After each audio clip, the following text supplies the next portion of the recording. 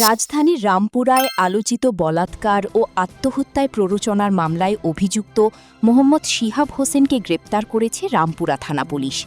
বৃহস্পতিবার বিষয়টি নিশ্চিত করেন ডিএমপির মতিঝিল বিভাগের DC Harun or Rashid. Police জানায়, গত ১৯ মে বনশ্রীর আলোকিত কুরআন ইন্টারন্যাশনাল হিফজ মাদ্রাসা থেকে ১০ বছর বয়সী শিক্ষার্থী আবদুল্লার ঝুলন্ত মরদেহ উদ্ধার করা হয়। সুরতহাল প্রতিবেদনে শিশুটির শরীরে অস্বাভাবিক যৌন নির্যাতনের আলামত পাওয়া যায়। তদন্তে উঠে আসে, অভিযুক্ত শিহাবের বিরুদ্ধে আরও কয়েকজন শিক্ষার্থীর সঙ্গে অস্বাভাবিক যৌনাচারের অভিযোগ রয়েছে।